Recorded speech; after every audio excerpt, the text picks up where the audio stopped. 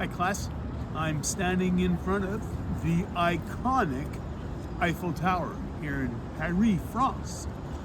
Of course, there's a lot of, what does that word iconic really mean? I mean, for me, a baby boomer, my goodness, it's Audrey Hepburn and movies and stuff like that, eh? For you guys, I don't know, it might be videos, it might be something really cool, I don't know.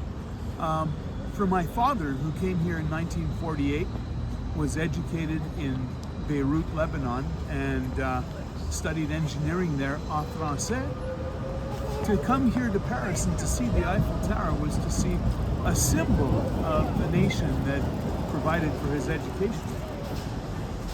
And in 1888, the year before it was unveiled to the world, if you were a Frenchman, you'd be standing here laughing at and wishing that they would take that eyesore down. Gustave Eiffel was a laughingstock in Paris. Who knew? And today, it remains this incredible icon. Well, you know, that's what happens with communication, intercultural communication.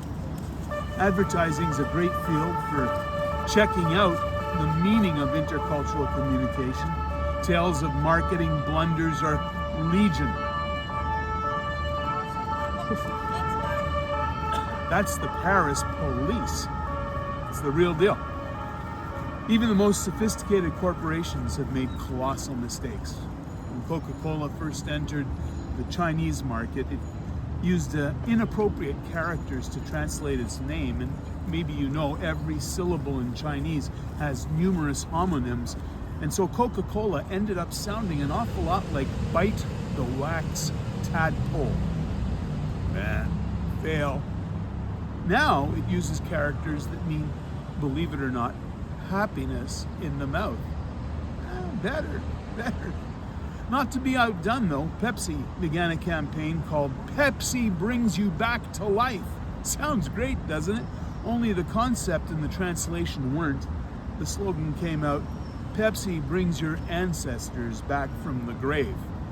Not so good in a world where ancestor worship is part of the culture. You know, we don't escape those kinds of goofs either in Canada. In the Christian world, back in the 1970s, missions in Quebec was finally bearing explosive fruit. And in about 1975 to 1990, churches were being planted everywhere. Anglophones went into quick, instant French training and planted churches all over Quebec.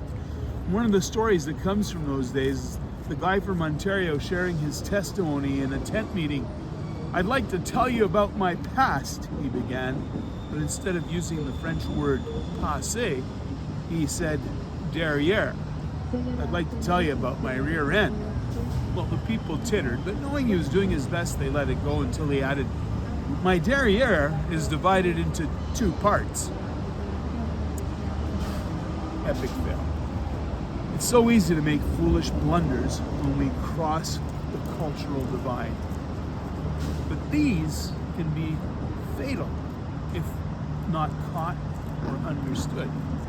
One of the markers in intercultural communications is something called contextuality. For some cultures, context is an important part of communication, more so than for others. For instance, in Australia, a low context culture, TV ads are content laden because what matters is information.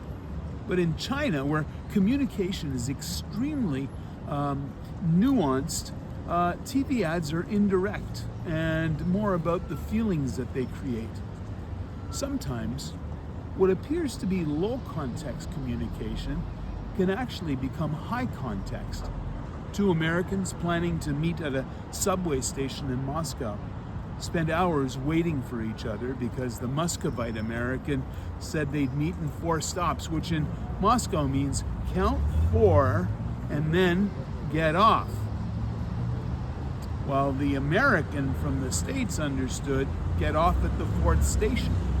You see, even two Americans speaking the same language could get confused.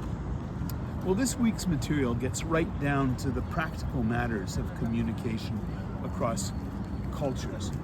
Gumpers and cook gumpers provide us with a kind of hermeneutical lens to gain insights on verbal and nonverbal cues to accompany our interpretation of conversations, as they make clear ambiguities arise where conventions are neither understood nor applied, and this results in misunderstandings, particularly in intercultural communications.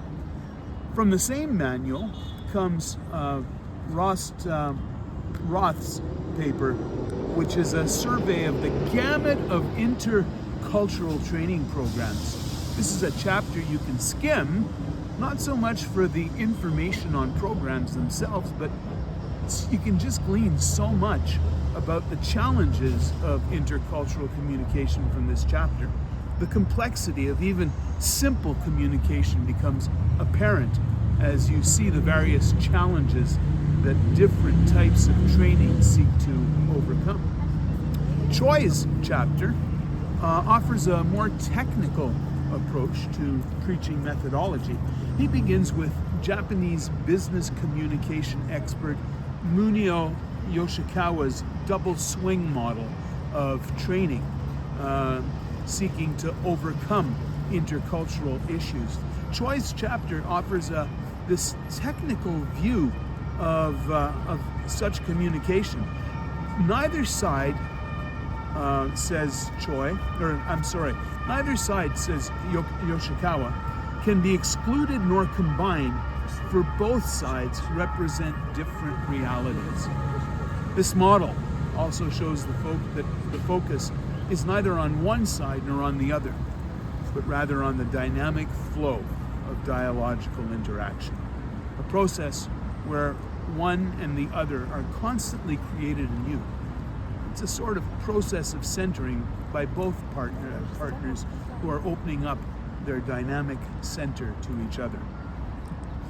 Over and over in this course, we return to the theme of mutual respect and oneness as keys to understanding and genuine communication. Appreciation of diversity and flexibility of interpretation are chief values in this process of intercultural communication. The last three articles come from a useful book by Scott Morrow, Evie Hay Campbell, and Susan Greener called Effective Intercultural Communication. These authors are leaders in the field. Morrow at Trinity Evangelical Divinity School and Campbell and Greener at Wheaton. The chapters I've selected focus particularly on major issues in intercultural communication and offer, I think, insightful approaches in response. There's one other resource I want to mention. It's Gert Hofstede's six-dimensional model of culture. This model was developed especially for business leaders, and while not without its detractors, has won a lot of support as a useful paradigm for understanding relationships between nationalities. The country comparison tool will allow you to compare several countries' characteristics with maybe your own. So it's a crazy, topsy-turvy world, and communication is the special gift for making sense in the middle of it. If only we can get it right. Unlike Kentucky Fried Chicken, who discovered their slogan, "Finger lickin' good," translated in Chinese to "chew your fingers off." Oops. Talk to you next week.